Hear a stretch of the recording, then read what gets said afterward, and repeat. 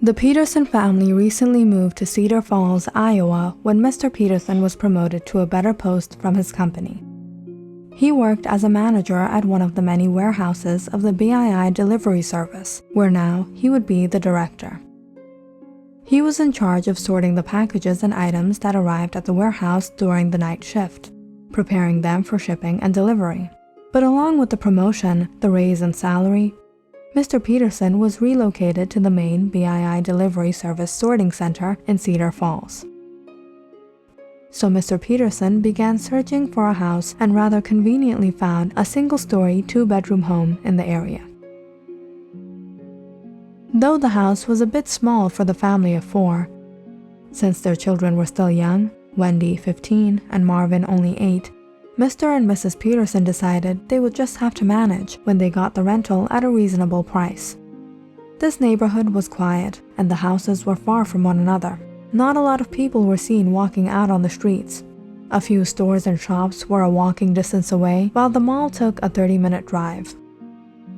The one and only downside seemed to be that the travel from work to home was a little long, but since Mr. Peterson had the night shift working from 8 p.m. to 6 a.m., the roads were almost always clear during those times. Mrs. Peterson was happy with the new home. However, it was Wendy and Marvin who were a bit upset hearing they would either have to take a bike or walk 30 minutes to get to school. But then came worse news. Wendy, Marvin, you two will be sharing this room, alright? So figure out how you're going to set everything up. Come on kids, take the boxes labeled with your names and start unpacking them in your room. This is so not cool, Mom. Not cool. I have to share my room with this dork? You're the real dork. Mom, I thought you said I was gonna get my own room. Well, things don't always work out the way you want it. You two will have to figure it out. I have dibs on the window side. No, you don't. Dibs don't work on the second child. I had dibs on everything before you were born, so technically, everything belongs to me, and you have to take my permission, dork. What? That is the most stupid rule I ever heard. Yeah, and you're the most stupid thing Mom and Dad picked up from the flea market. Now shoo, this is my closet, and I need all the space for my shoes and dresses. Mom! Wendy's not letting me keep my action figure collection in the room. The first night at the house went by in organizing and pillow fighting to conquer more territory in the 12 by 12 bedroom. Fortunately, it was a Friday, so no one was worried about waking up the next morning. After dinner that night, while Marvin finished up his video game, Wendy grabbed her PJs and went into the bathroom to take a shower. She arranged all her little perfumes, essential oils, and sprays onto the rack before she let the tap run. She pulled off her scrunchie, smiling into the mirror to check her teeth, when suddenly she noticed something behind her in the reflection. For a second it seemed that she saw someone walk past her. Wendy immediately turned around, freaked out by what she saw. The bathroom door was closed. It was just her. Had she really seen something, or was she hallucinating? But then again, why would she hallucinate? That's just weird. Wendy took a minute to breathe, but she couldn't get rid of the creeps. She quickly splashed water onto her face and hurried out the bathroom. Mom, you wouldn't believe what I just saw. I was looking into the bathroom mirror, and it felt like someone was behind me. Nonsense. You probably saw your hair move. No, I'm serious. What? You too? I thought I saw something. You two have been watching too many of those horror movies. Maybe tomorrow we can all watch a documentary for a change. It will be really Where did they go? That night, everyone went to bed and dozed off to a sweet slumber. But sometime around 1, Wendy woke up to the sound of water dripping in the bathroom. At first, she thought it was Marvin.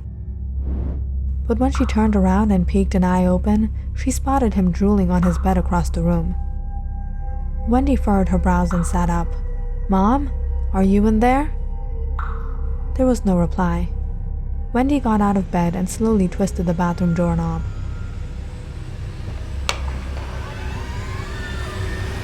To her surprise, the door was open and no one was inside. She turned on the light. It was absolutely dry as well. The first time around, Wendy blew it off. But when the strange dripping noise happened every night for the next 2 days, Wendy started to get a little paranoid and ended up staying awake long hours of the night just to check if it would happen again. "Mom, can I sleep with you tonight?" "Sleep with me? Why?" I don't like my room. It gets creepy in there at night." "Don't be silly, Wendy. I've spent many sleepless nights because of you two kids for years. It wasn't easy keeping patience and raising you two. No one is sleeping with me." "But Mom, I can't sleep because of those strange noises in the bathroom." "What strange noises? Don't you make excuses now." "No, Mom. It's like water is always dripping in there." "Maybe it's just the sound from the pipes." Wendy tried to ignore the sounds, but the horror only continued when Wendy started to spot shadows in the mirror, not once or twice, but many times. Sometimes she thought she heard someone knocking on the walls. She was pretty sure it was Marvin, but sometimes it happened when Marvin wasn't home at all. Things reached the breaking point when Wendy got out of the shower one afternoon and spotted something on the walls. It was dark and thick and started dripping from the corner of the ceiling. Was this where the noise kept coming from all these days? Wendy was disgusted when the gloppy liquid started to flow down to the floor. She peered closer, touching it at one point, realizing it was blood. She ran out of the bathroom screaming for her mother. "Shh, Wendy, your father's trying to sleep. Why are you screaming like this?" "Mom, in the bathroom, on the wall, blood. Look at my hand. Come with me." Wendy grabbed her mother and took her to the room as her brother followed behind, freaked out by what he heard. Mrs. Peterson took her daughter's hand and shook her. "Wendy, stop this. What are you talking about? I don't see anything." "What?" Wendy looked at her hands. They were clean. She looked up at the ceiling. It too was clean. "No, Mom. There's something about this bathroom. I swear I saw it. I see things in the mirror. I hear things in here." Marvin peered in the bathroom with his eyes wide open. "Mom, I saw something in the mirror too once." "All right, Wendy, this has gone on long enough. You think I don't understand your little games? You're doing all this to get your brother scared, aren't you? So he wants to sleep with me at night and you'll get the room to yourself?" "No, Mom, I swear. I wish I could show you. Why don't you stay with us in this room tonight?" "Absolutely not, because even if you're scared, you have to get over it. This is silly and childish." Over the next few days, Wendy tried to explain to her mother how she felt the bathroom was haunted by something, but of course, she wouldn't believe in any of it.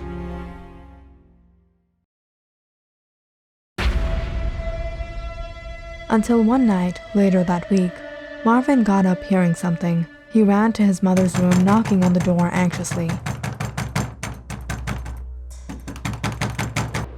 "What is it, Marvin? It's 1 a.m. now. You have school tomorrow." "Mom, Wendy went into the bathroom and she's not coming out. She's making weird noises, trying to scare me," Marvin blabbered out. Mrs. Peterson shook her head. "This girl won't learn, will she?" she said as she went to the kids' room and knocked on the bathroom door. "Wendy, you will get out of there right now." "And what will you do if I don't?" Wendy said in a deep, hoarse voice. Mrs. Peterson was quite surprised at her tone. "Wendy, this is not the time for jokes. Stop it and get out." Suddenly, Mrs. Peterson heard her daughter crying inside. Mom, open the door. I'm stuck in here. Help me out." Marvin gulped as he held on to his mother. "Mom, what's happening to Wendy?" Just then, Wendy screamed out again in that coarse voice. "I'll never open the door. Why don't you guys try and see if you can get to me? Mrs. Peterson started to get a little freaked out herself. Wendy, it's 1 a.m. Come out right now. You're crossing the limits. Wendy suddenly began to cry again. Mom, help me. I'm dying in here. Help me out. Open the door. That was when Mrs. Peterson started to panic. Hold on. I'll see what I can do. Mrs. Peterson tried twisting the knob and pushing the door, just as Wendy yelled out again. Don't dare try to come in here. No, Mom. Please, open the door. Nobody will open the door. When Mrs. Peterson couldn't get the door to open, she called her husband, who immediately took leave from work, hearing his wife's panicked voice over the line. He arrived home with the police just moments later. When Mr. Peterson and the police walked into the room, they were surprised to see the family was having trouble opening a flimsy bathroom door. Are you serious? Did you guys all set this up so I would take leave from work and come home? This is ridiculous. No, Marshall. Open the door and get our daughter out. I've been trying for so long. She's crying in there. Hearing the young girl cry and yell inside, the police thrust their bodies onto the door and were eventually able to break it open. However, in the process, they had damaged the wall behind the door, breaking into the plaster and wooden panels.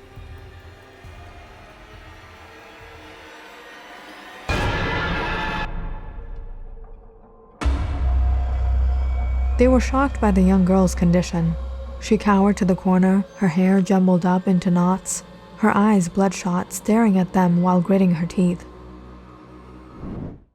The officers held their nose. That stench! It's putrid! Get everyone out of here! A rotting odor emanated from the hole in the broken wall. The police immediately moved the pieces of wood to inspect the wall, shocked to discover remains of a woman inside.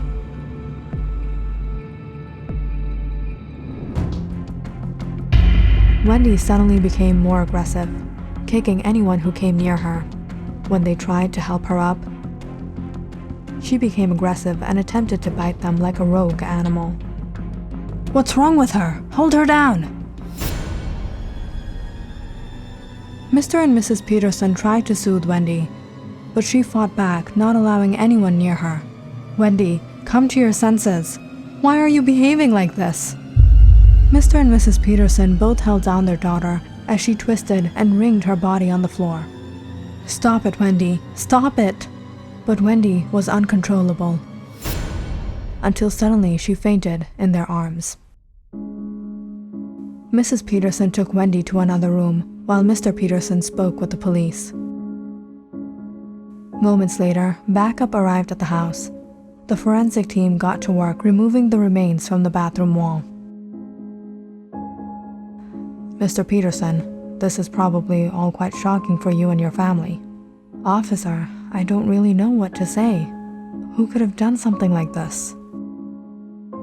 My team and I are actually suspecting who the criminal is already. It was about a month back that the owner of this house filed a complaint against the previous tenants. There was a couple who lived here. They hadn't paid their rent for a few months, after which they fled without paying off what was due. The owner complained how the man was rude and lacked manners.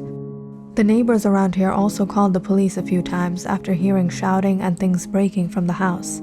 When the couple ran away, all suspicion went towards the fact that they had tried to escape paying the rent. However, we never expected something like this. The man took the life of his wife and attempted to cover it up.